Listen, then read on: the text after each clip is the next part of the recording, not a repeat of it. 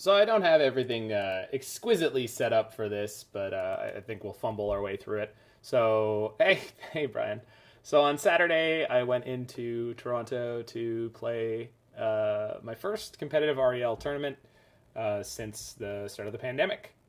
Actually, the last one I played was a team trios event that was the largest trios event that's ever held in Canada. I believe it was 97 teams, 291 players, and we went to the finals. We lost to a great team, thoroughly stacked, with Daniel Fournier and some other Canadian grinders from Toronto. I think Omar Belden was their legacy pilot, and Keith Capstick was playing modern. So that was cool. In fact, I think if you look at the face-to-face,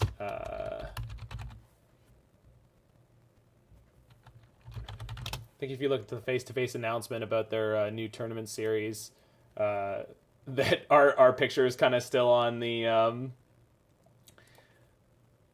is still on the announcement. I want face-to-face tour because it was the last big event that they did. Oh, of course, there's a band called Face to Face. Anyway, not getting lost in the weeds here. And I ended up going 0-1 in the first round against an incredible player. And then I had to win out, and I did. And I made the finals. Played against Dom Harvey in the finals. We split the prizing. I did end up losing the match. It's difficult for me to say if I really played it the best that I could. Obviously, it's a long tournament day, so there's a very good chance that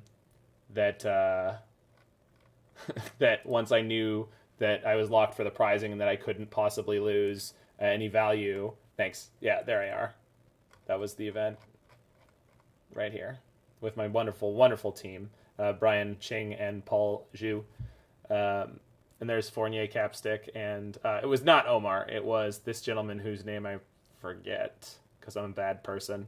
And we actually beat Dom's team in the top four in the semis. So anyway, so this was the top 8. Matthew Dilks, Edgar Magalesh, I believe is the name. Lots of other crazy, super talented Toronto grinders. Toronto is a very, very competitive city for Magic.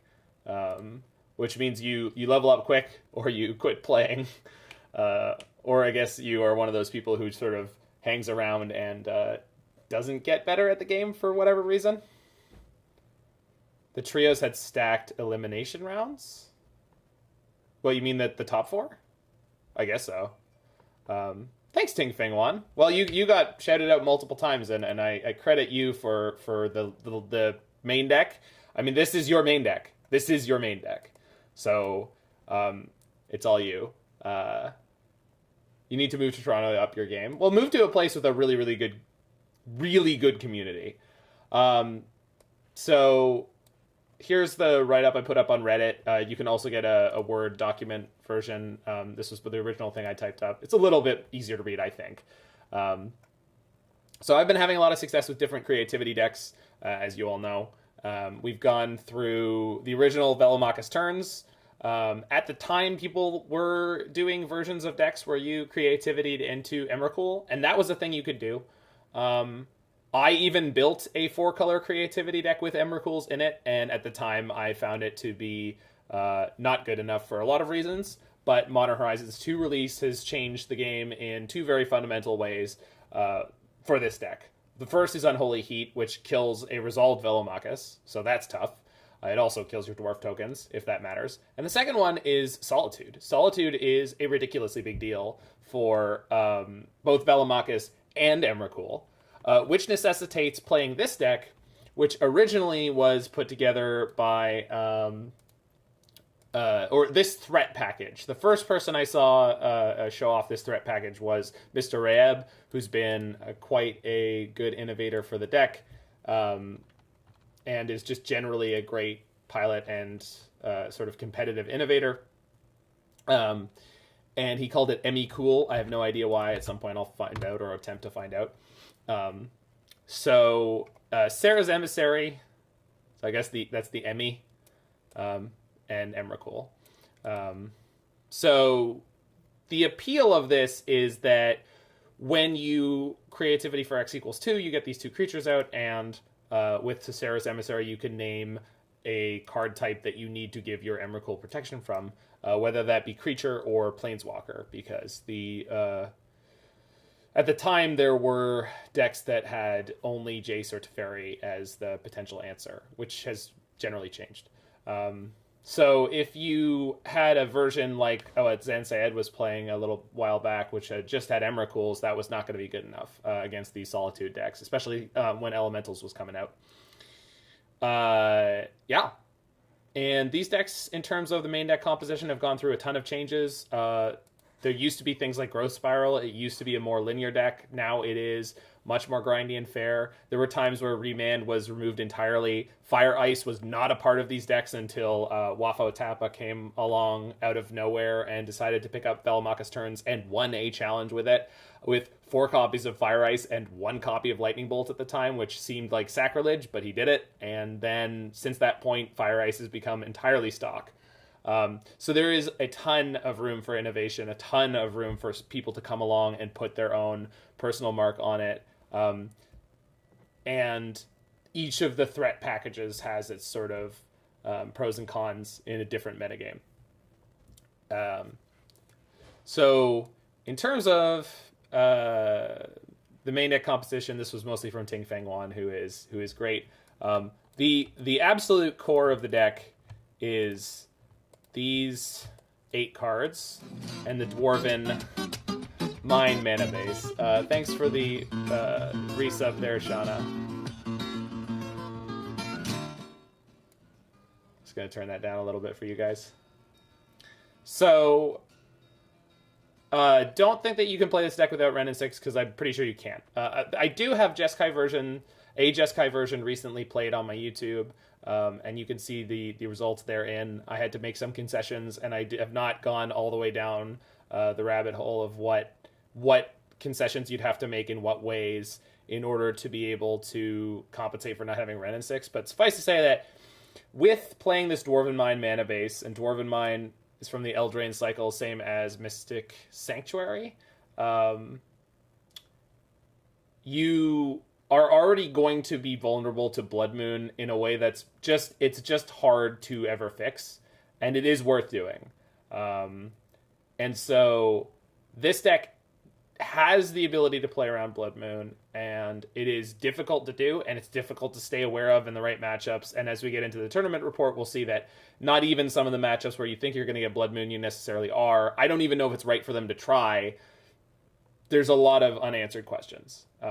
And I'm just not a person who is just going to fire from the hip with some ridiculous opinion about how I think it is when I know I don't know.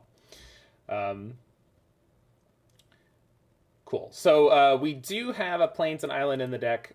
These are the only lands that are not mountains, but they are important because of Prismatic Ending being able to play you out of a Blood Moon. For Prismatic Ending is just too important in the current metagame. I have tried the classic Velomachus Turns, which is like a much more linear deck without any copies of Prismatic Ending, and I didn't feel like it was a problem for that version. But that version is wild, and it's very, very aggressive, and you are playing much more of like a combo deck with a somewhat grindy backup plan, whereas this deck is like a tap-out control deck with some instant speed interaction. And Indomitable Creativity is kind of the hammer that you use to either actually win the matchup when it's going to be long, but you can position yourself in a way where it's sort of 100% guaranteed to win you the game, or it's something that your opponent has to constantly respect. So they can't tap out to deal with your Planeswalkers. They can't commit too much resource to destroying the Planeswalkers and leave themselves vulnerable to the haymaker that is Indomitable Creativity. So you're going to fire this off on X1 or ideally X2 with this deck, targeting Crab tokens, Dwarf tokens from Dwarven Mine, Clue tokens from Hard Evidence, and Treasure tokens from Prismari Command. Literally all of these things I did over the course of the day on Saturday. You will do them all, and fairly frequently too. But the dwarf tokens and the crab tokens, sometimes they have to block. Sometimes your treasure token gets used for mana. Sometimes your clue token gets used to turn into a card. And knowing all the different times to do these things is quite difficult. And sometimes you're going to get punished for the decisions you make, and you just have to have enough reps with the deck to know where you're making the right decisions or not. So 8 pieces of interaction that on one can deal with Ragavan or DRC, hard evidence in a temporary way, in terms of dealing with DRC. And on 2, you have 4 Ren and 6 and 4 Fire Ice. Fire Ice is an incredible upgrade for this deck, both because Fire can kill 2/1 toughness creatures, a 2 toughness creature, ping a Teferi Time Raveler, and possibly a 1 toughness creature. It's not very likely that those get run together. But also on the flip side, Ice being used like the Cascade decks will use it in order to tap down your opponent's land, which they were hoping to interact with you with, is just a huge deal. And the fact that it replaces itself while doing that is insane. It's actually really analogous to Remand in a bunch of spots. I even had a game where I iced someone's Urza's Saga when it was on Chapter 1 in the upkeep, so that they would go to Chapter 2 with a tapped Saga. And sometimes that's a huge tempo swing when they were expecting that to be something they had access to. Then you've got the 4 Remands. So this is a card that has come back into vogue. It was entirely removed for a while. Someone in the Reddit post asked me about Delay that Zansaid had played at some points. I just don't believe in Delay. I think I've played it once or maybe twice, and I just don't believe in it. For multiple reasons. One of them is that Remand is actually sometimes very damaging to your opponent strategically in a way that actually countering their spell isn't. Because, good players won't do this, but I think maybe even good players make the mistake sometimes of just playing the card again the next turn, where, they have another card in hand, they have another land play, etc. And then as Shauna is mentioning in chat, the fact that Remand cycles is a huge deal, because we are in the core of this deck, there is a combo. And so being able to buy time while drawing towards that combo means even if you're remanding something that's 2 mana, or hell, sometimes you're remanding something that's 1 mana, and it's worth it just to draw another card deeper.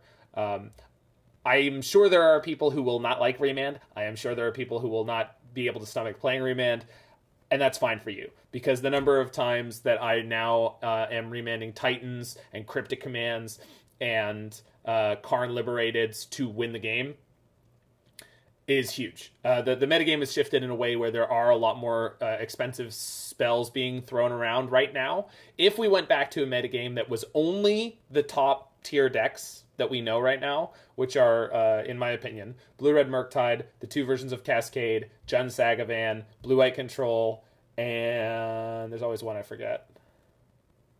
I always forget one. It's never the same one, though. That's the problem. Hammer Time. If those were the only decks you played against ever, yeah, you could probably cut all the Remands. Although, Remand is pretty okay against Blue-Red Murktide. Because you have so much removal for their cheap threats, eventually they're going to have to play a Murktide. And remanding a Murktide is usually pretty disruptive to them. And then they have the choice of either countering that or getting set back horribly far. And if they counter that, they often have to tap down to do so, and then you have a spot to blow them away. You could, so against the Cascade matchups, IES Via, you can let the Cascade trigger resolve, which puts their 0-cost spell on the stack, and then you remand it to their hand, which is not where they want it. Now, in the case of Living End, they can pitch it to a Grief if they have one. In the case of Rhinos, they can suspend it, but it's a big gain on time. So Remand is an excellent main deck addition against the Cascade decks. It gives you way more game than you had before, when this deck was entirely like permanent interaction. Now, Faithful Mending over the course of the day I actually found incredibly disappointing. I've had leagues where this card is very reasonable. I think that I'm taking it out for today, and I'm going to put in another Prismari command or two, possibly the other hard evidence. It has been pretty okay for me. But then I just started thinking about what if it was just a Prismari command? Would I be happier, et cetera, et cetera? And I think it's just not quite good enough. It was interesting. The fact that it dug 6 cards deep, the fact that it gave you some life gain was a big deal a bunch of times. But every time I was thinking about it, it's like, well, hard evidence gains you life. And yeah, as Sean is commenting on the colors of having a blue-white card in your deck that already has red-green cards. Blue and white are both off colors. And they're easier to get to on turn 3 for Teferi, but they are very painful to get to on turn 2. So I think I'm just going to do it this way, and I'm probably not going to miss Faithful Mending. There were just so many times on Saturday where I had to cast a Faithful Mending to put myself down a card, and the rummaging just wasn't necessary. Like, the other cards in my hand were already doing stuff, and I wasn't significantly upgrading. And when you get into the middle game, like, Prismari Command is just a better version of it, and Hard Evidence is in a different way. Like, it's going to dig you a card, but at least it's card equality. The fact that you could play it from the graveyard is okay, but one of the other changes is going to be I'm getting the second Rest in Peace back into the sideboard, and that makes me even more disincentivized to play a card that has flashback. And then the final thing, thanks to Mirror for Life, the final thing is Jace the Mind Sculptor. As I was saying, I was talking to Dom Harvey while walking away from the event about the fact that I notice and know that this is better in the metagame than it's been. It's better than anyone would expect it to be. It's better than it has any right to be. And I don't really know why. I think there's definitely... what he was commenting on is he said, I've seen a bunch of blue-red Murktide mirrors where one person plays a Murktide, the other person fights it, they fight back, and then that person untaps, plays Jace the Mind Sculptor. And the game has gotten to a point where both players are on low enough resources that Jace is going to sit there. So it bounces the Murktide, and then they only have 7 or 8 pieces of removal that will actually kill it right away, which seems like a lot, but they've already had to point them at Dragon's Rage Chandlers or Bragavans or etc., and they don't always have it. And if they don't, Jace just takes over the game in a really crazy way. I think this deck, because of Ren and 6 and Teferi and this pile of cheap removal and interaction, it stresses your opponent's interaction to a point where oftentimes if Jace is the last thing that you play, it sticks for a while and it really crushes people. There's also things like blue-white control around, and having a card that's as powerful as Jace the Mind Sculptor against that deck where, they have to deal with your Ren and 6. They have to deal with your Teferi. And then you play a Jace and they have to deal with Jace. And it stretches their interaction. So just having a high density of sort of must counter, must deal with cards is kind of what this deck is all about. And ones that in most cases dodge Lightning Bolt pretty well. And they might have to try to use their bolts and stuff to clear your Dwarf tokens or your Crab tokens to try to get at your Planeswalkers, and you're able to defend them. So if that makes enough sense to people, that's my summary of where and how Jace is able to exist in this metagame. I think Nahiri's a fine card. I like Nahiri. I like how she operates in this deck. I like that she's an extra answer to Blood Moon. There's just not that many Blood Moons around that are being played aggressively, and Blue-Red Murktide is the one place where you have to significantly worry about it. And that's already not the easiest matchup. And then there's the sideboard. So this is a sideboard I put together for the day of. This is exactly what I played in paper. Part of the reason I played the sideboard I did is because I don't own and couldn't source Alpine Moons. So one major change I would make is these Wear Tears should be Alpine Moons. I like that a lot. It helps you against Tron and Saga decks in a split. This means that you can probably cut down on Spreading Seas. Don't worry about it, Kaya. I would have, could have, should have asked, and it wasn't a problem. I never played against Hammer Time. I just dodged the matchup, so don't even worry about it.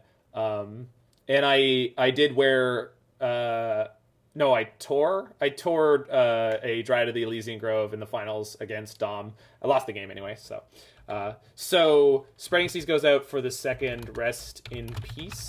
I think I'm happy to have one Spreading Seas because drawing multiple Alpen Moons is not something you traditionally want to do.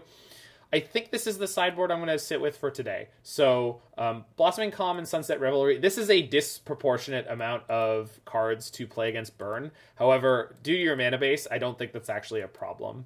I think trying to ensure that you win your Burn games post-board is probably a really good idea, as best as possible. The two Rest in Peace are for a lot of things. Any DRC... Tarmogoyf decks or any DRC Murktide decks. Rest in Peace is very good. I played Esper Reanimator. That kind of deck is not impossible. I played against Yawgmoth combo. It's good there. So Rest in Peace is a non-bow with Ren and 6. That's just something that I feel like you just have to deal with. I don't like playing it, except when I have it in play. And then all of a sudden it's definitely worth it. Ren and 6 also doesn't make it to ultimate that often in those matchups, and if it does, it probably happened because they used some number of answers on Rest in Peace. Yeah, I mean, in a perfect world, Ting Fang, we could play for Leyline of the Void in the sideboard, but that's just not happening. And Rest in Peace is very, very good against Tarmogoyf, which is important, I think. It is... This card is just... It's just unacceptably good against Jund Sagavan. They really are not prepared for this on top of everything else. Well, and the other thing, Shauna, is I think you board out some number of Ren and 6 for the Rest in Peace when you do it. Shark Typhoon is for the more controlling matchups, although I brought this in against Jund, and I resolved it, and they died. It was great. So that's good. Flusterstorm is for all the Cascade matchups, but Flusterstorm and Veil of Summer, actually, I when I sat down and put pen to paper, I realized that I just want as much cheap interaction as possible against all the blue decks, and it worked out fantastically. So Flusterstorm is good in those matchups, even though it seems like my pushback on it was always, well, it doesn't counter any of their threats. You can't attempt to counter a Murktide Regent or a DRC or a Ragavan with a Flusterstorm. And that's not the point of it at all. What you're supposed to do with it is that when they play that card, you use something like Remand to fight them over it, or you push it through... You push through a Teferi or a Jace that will answer it by having enough 1-mana interaction in order to be able to resolve it, so that you can deal with it that way. So it's not 100%, but I think it works well enough. That's why you play the third Veil of Summer? Yeah. I also blew out a Spreading Seas against the Esper Reanimator deck, and I blew out discard spells against Jund. I think I blew out a discard spell against the Reanimator deck too. So when you do run into black discard decks, Veil of Summer is goofy. It also helps you against, like, you know, should you run into the absolute nightmare matchups of Grixis anything. Do you ever blow out an ice from Cascade? I haven't, no. I don't... What? No, but I'm... Oh, so they tried to ice your land and you veiled them? Yeah, it's funny, Shauna, because I don't even think I board in the Veils against Blue-White, but I think my sideboarding plan needs to be worked on a bit. Anyway, so this is the sideboard I'm going to play today. I know I've been talking a lot. Thanks for putting up with that, y'all. So I'm just going to go through my tournament report here fairly quickly, just so that if anyone is interested in it, they can watch this video. So I just did a long talk about the main deck sideboard stuff. If there's anything I missed, you can check out the write-up that I did, which is here on Reddit. I'll put it in the video description here. So yeah, round one, I played against a well-known Toronto grinder who was playing Blue-Red Murktide. They really, really crushed me. Game 2, I had to mull to 5 because I opened on a 1-lander that was unplayable, mulled into a 0-lander. My 5 was a single land. It was either a bolt or a prismatic ending, and then 3 2-mana spells, one of which was a Wrenn and 6, one of which was a Remand, one of which was a Fire Ice. That's the hand that I kept. And I think I drew my second land on turn 4, which is, it's fine. It is what it is.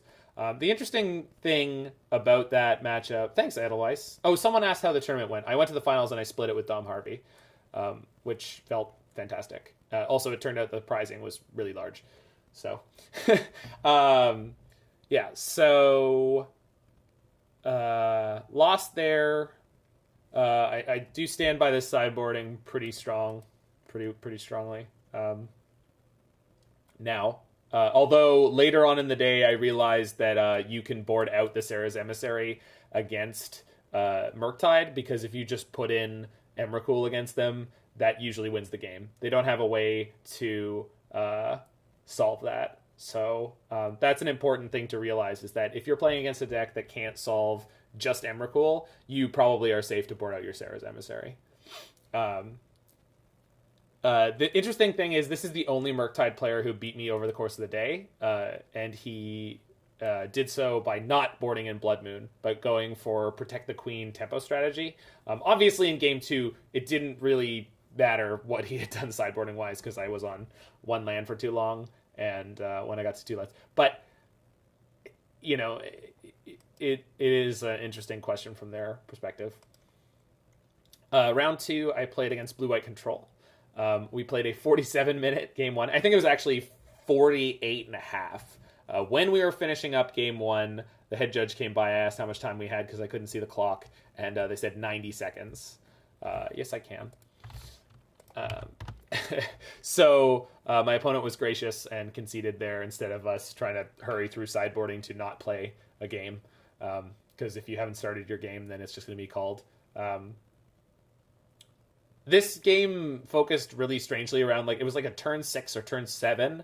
I played a Wrenn and 6, and because I had 3 or 4 open mana, I don't remember how much, they let it resolve, and that won the entire game. So for anyone who said, and I think it might have been Shauna, not that I want to point fingers, but someone said, Wrenn and 6 is not that good against control. In that game, I played a Wrenn and 6 on turn 2 that got me a land, then got Prismatic Ending. Then I played a Wrenn and 6 on turn 5 or 6 that won me the entire game, and match by extension. The judge was Sierra, and I think Freya was kind of supporting. She was floating around. So, yeah. And things that are important to note, if people are playing Memory Deluge, you have Remand. So when they flash that back, if you counter it, you draw a card, and their Deluge is gone forever. You blew out 7 mana for them, which was, a big deal. When my Wrenn and 6 was getting close to ultimate, I had a turn where I jammed Indomitable Creativity X2, which I managed to make resolve, so they had to spend most of their turn verdicting it, and then my Wrenn and 6 was able to emblem. And that was basically what won me the game.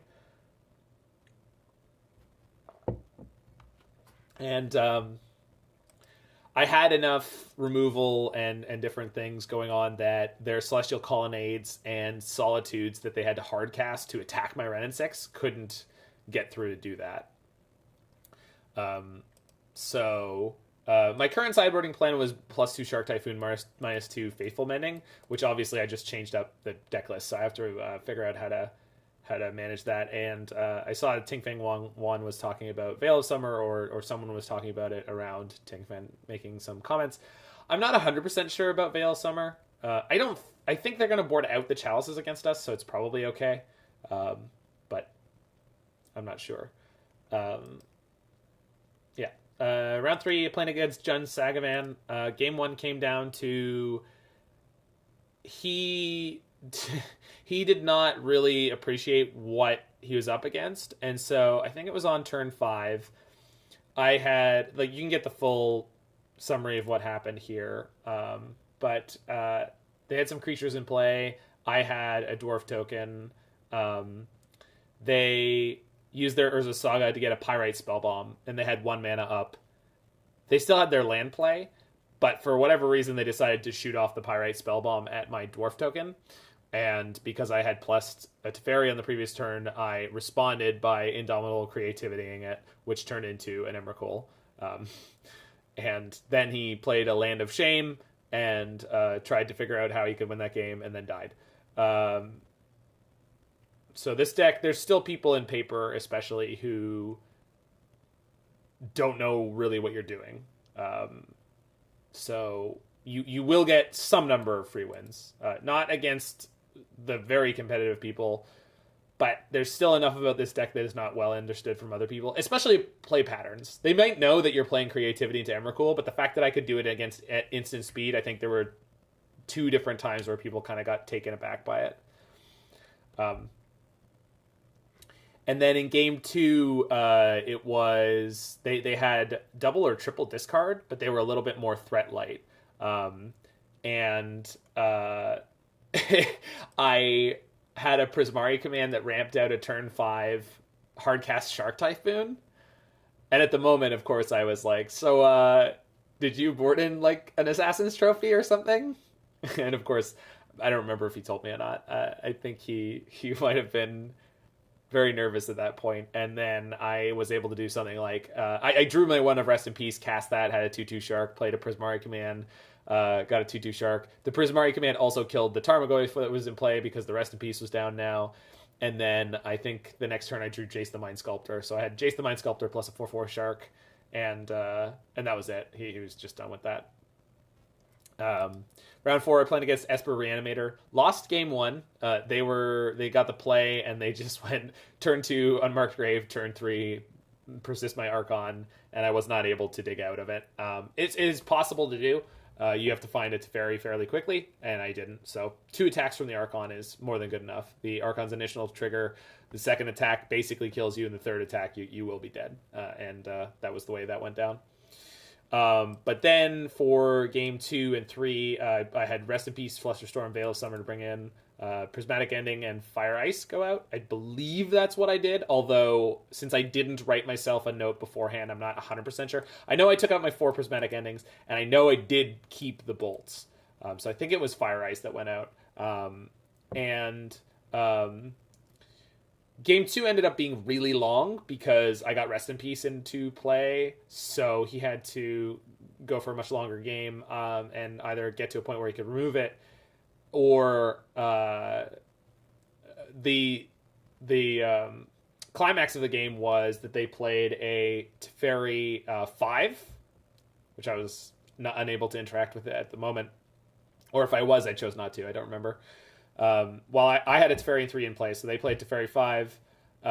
Didn't tuck my Teferi in response, or didn't tuck my Teferi right away. I'm not sure why.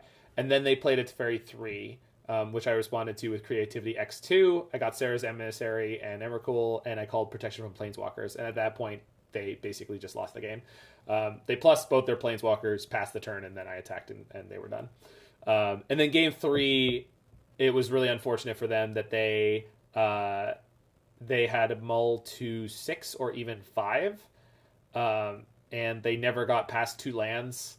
When they tried to Spreading Seize me on their turn 3, where they missed their land drop, I had Veil of Summer to blow them up. Thanks for the follow there, Panto. So, yeah, it was just a bit of an unfortunate game, and I was able to force out, I think it was a Creativity X2 with Flusterstorm or Veil backup on turn 6, and I think he still was on 2 lands, so it happens. Just like I lost round 1 to Mulligan, they lost that one there. Round 5 was again against Blue Red Murktide. At this point, I haven't mentioned this, because I lost in round 1, and the person I lost against, I think he went 1/1/1 drop. I had terrible tiebreakers. I was the bottom of the category of the points every time. So basically, since round 1, I had to win out. There was theoretically room for people who were 3 and 2 to make top 8. depending on how the tournament went. And if I had lost this round, it would have been super messy. But I didn't. So I played against Blue Red Murktide again. This one was win-win. Both games involved creativity X2 into Sarah's emissary, and this was the one that made me realize that I should board out the emissary against Murktide. And that's something I've done online before, and on the day of whatever, I just wasn't thinking about it. And this is the kind of thing I'm talking about, where like I am not a disciplined enough player a lot of the time, and I just accept that. Like I didn't do enough of my homework, and I was flying by the seat of my pants as I so often do. It's not a great choice, but it's how I live my life a lot of the time. So anyway, but hopefully I remember the lesson. So in game one, I got bullied into the Indomitable X1 and flipped to Sarah's emissary, blocked and killed a Murktide that was attacking me. And then I beat them to death with a Sarah's emissary that had protection from instants.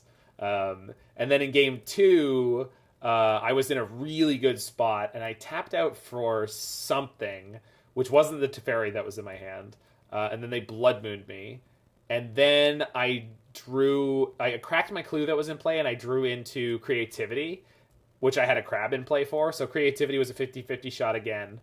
And I flipped it out onto Sarah's emissary, this time on Creature, and I beat them to death with it. Because they were light on resources in hand, and they had a Blood Moon down, but they didn't have any significant threats down. So my Sarah's emissary came down, I called Creature. They had a DRC which had to attack into it and die, and then I just killed him in like 2 turns. So Sarah's emissary doing a lot of work in that match that it probably wasn't meant to do, but that's okay. So at that point, at a record of 4-1, I went to top 8, and turned out I was top seed.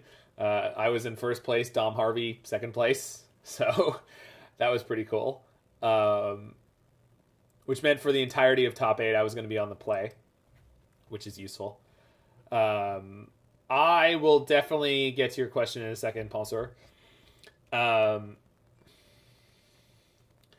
So in the quarterfinals, I played against this player is a well-known Zoomer grinder. I wasn't using people's real names here for the most part, except for Dom. I don't know why I felt like that was right to do, but I did. Anyway, but this is a well-known, very good player who was on Blue Red Murktide. So game one, he kept a 7, but it was like a pretty medium 7. So they had a DRC bobble, but they were just like chipping away at me for 1, and I just didn't play into Halsey. Thanks for the resub there. I didn't play into their open mana, and eventually I was able to play a creativity for X2. They were able to kill one of the targets in response, I think. Although I might be misremembering this. I think maybe I put in Emrakul and Sarah. But this was the match where I remembered that I could board out my Sarah's emissary. In game 2, he had to mull to 5. So again, lucky. They led on Ragavan. I had a Prismatic Ending. They had a DRC. I had another piece of removal. And when they finally did find their land for Expressive Iteration, I think I remanded it the first time. The second time it got resolved. Later on, there was an Archmage Charm that I remanded. And I specifically know that because when I went to go Creativity X1 with a total of 5 mana, they went to Archmage's Charm me. It was the last card in their hand. I knew it was the last card in their hand. At the beginning of that turn, I said, "How many cards do you have in hand?" He said, 1. And I was like, okay, so I know that's the Archmage's Charm that I remanded. He hasn't played it yet. So I had a clear path to put a Emrakul into play with Flusterstorm backup. So that was that. So Blue Red Murktide is not an easy matchup for this one, for this deck, but I think if you know what your plan is, you could make it simple. So it doesn't have to be easy, but it is simple a lot of the time. Semifinals was Jund Yawgmoth. I only know it was Jund because I did have a good friend of mine who said, by the way, I've seen that player, Blood Moon, Magus of the Moon people. They told me this in between rounds in a way that was tournament appropriate. But this is the kind of thing that happens in tournaments if you have a network of people who care about your result. Sometimes you get free bits of information. This is a build of Yawgmoth that I should have been expecting, but it was nice to like have it immediately on my radar as like it's 100% confirmed that this person is going to potentially Magus you. It didn't end up mattering, but just to be transparent about it. So game one was something else because they had a double Strangleroot Geist draw, and the end of the game ended up being a turn where I was able to, I think I killed the Wall of Roots and I played Fire and I killed both Strangleroot Geists, which came back as 3/2s. And the reason I was doing this was then I untapped and went Creativity X2, get my Sarah's Emissary, get my Emrakul. And I had Sarah's Emissary name Planeswalker because I knew they had a Grist in hand. I had remanded that earlier. And then they untapped, and they had Eldritch Evolution, one of the Strangleroots into Yawgmoth, play a Young Wolf out of my hand. Now they have an Undying creature that doesn't have a counter on it, and they were able to loop into their deck to find a Chord of Calling to go and get Blood Artist, and I died with Sarah's Emissary and Emrakul in play, which was an experience. I knew it was possible, but I had to play as if they didn't. Oh my god.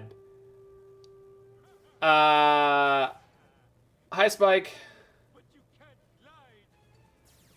So, I'm just doing a tournament report. I'm talking through my tournament report in video form for those people who don't read, because some Magic players don't read. Smiles, thanks for the follow. So, I'm going to finish up with this. Let me turn off the sounds from follows. For all the people who are following right now, I love you very much, and I love Magic, but I just want to finish this tournament report for YouTube, and then we'll get into playing this deck. So, anyway, I was playing against Yawgmoth. We were going to Game 2. In Game 2, I did not find my Rest in Peace, but remanding Yawgmoth into resolving Sarah's Emissary and Emrakul that game was good enough. Game 3 was the really interesting one because he tanked a long time on his first mull, went to 6, and had a really good one-lander because Yawgmoth can do that. There was... whoa, obviously Basura with the gift sub for Spike. Thank you very much. Had the Ignoble into Wall of Roots Young Wolf, something along those lines. And then eventually found the Strangleroot Geist. And I was able to get up to turn 4 where I was able to put down Rest in Peace into Fire Ice and clear out both the Young Wolf and the Strangleroot Geist. So that was pretty backbreaking. I was able to kill some more of the mana creatures, and eventually got to a point where they had to hard cast a Yawgmoth, which I remanded, and then I was able to set up for the win. There was a moment where they Eldritch Evolutioned away a 2-drop. And I was thinking about what they could get, and I was a coward. I just got to tell everyone. And I told people at the table at the time, because there were people watching the match, I'm like, I'm going to be a coward here. And I remanded an Eldritch Evolution instead of slamming a Creativity X2 in response, because I had died in Game 1 with Sarah's Emissary and Emrakul on the battlefield. So that is a thing that can happen to you against Yawgmoth combo. And I think if I sat down looking at their deck list, I probably could have made sure that's like, okay, there's no way a single creature of CMC 4 or less could kill me here, but I'm not going to take the risk if I didn't have to, I guess. And then in the finals, I got matched up against Dom Harvey. We are, I'm not going to say friends, but we're like friends of friends and acquaintances. We've hung out a bunch of times. We car tripped to SCG Columbus. I would be his friend. I would like him to be my friend, but you know, it's hard when you see someone like, I don't know, like 4 times in your life, but it's always for like a full weekend. Anyway, so we decided on the prize split before we played the finals match. For anyone who's just wandering in, it was a full set of the D&D ampersand foils, which I did not know that was the prize, and I did not know what that was worth. Dom is handling that, and then we're going to split however much money he's going to be able to get for it, but I've heard numbers as high as 4,000 USD, or as low as 2,000. But whatever it is, it's a ridiculous payout. I'm just incredibly lucky that House of Mana and Dom said, you have to sign up for this tournament. Like, go get your ticket now. I'm lucky that I had such a great deck from Ting Feng Wan, and I have, inspiring, helpful people in my life who said, like, what are you talking about? Of course you can win this thing. And I know I can win this thing, but I'd never gone to the finals before. So, did I explain the hardened scales yet? I have explained the hardened scales online on the Twitter. So for anyone who is a very sharp-eyed person, I typed up my deck list as I usually do, and when you're typing up your deck list on certain sites, it will autofill. And I was very paranoid about making sure that I didn't register Prismatic Ending twice, because my fingers have been in a habit of typing Prismatic Ending instead of Prismari Command. And I didn't notice that instead of Hard Evidence, I had 2 copies of Hardened Scales registered. I never got deck checked in the entire tournament. I got lucky, and it would have been a game loss, I believe, because they would have had to make a change to my deck list. I'm not super up to date with policy. I am a judge. I am a judge in good standing. I could look up the policy, and it is very, very clear. I'm just fairly certain that if you have to make a change to the deck list, it is a game loss. So I would have received a game loss somewhere in the tournament, which could have ended my entire run.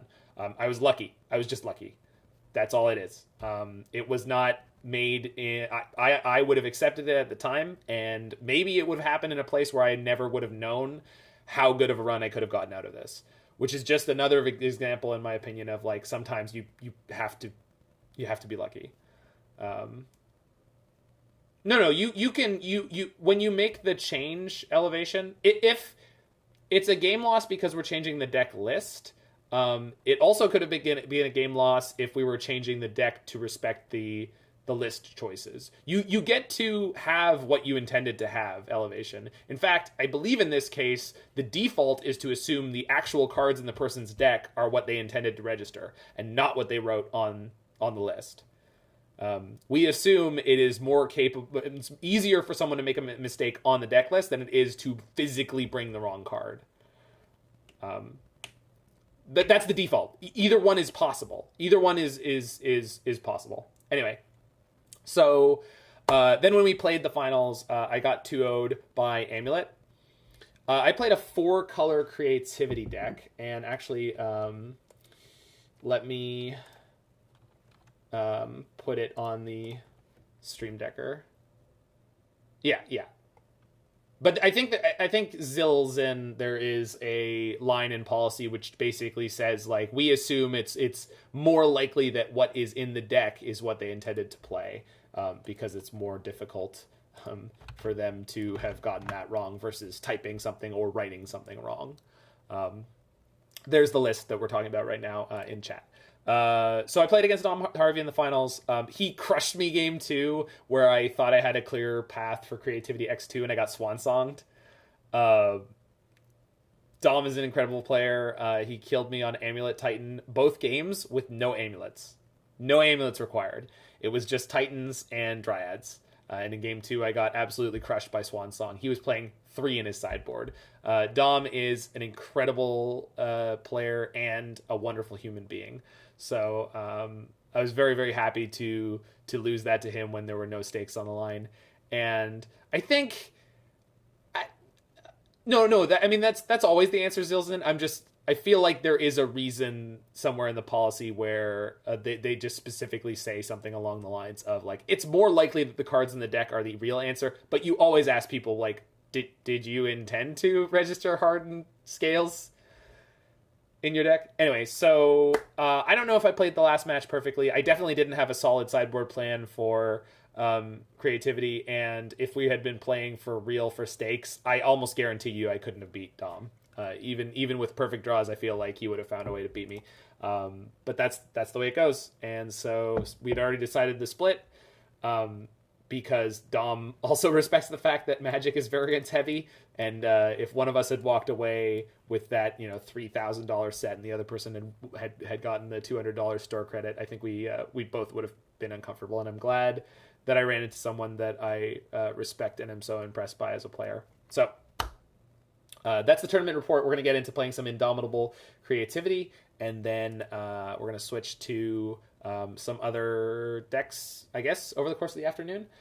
Thank you so much, Everett, for the raid. I mean, that's huge.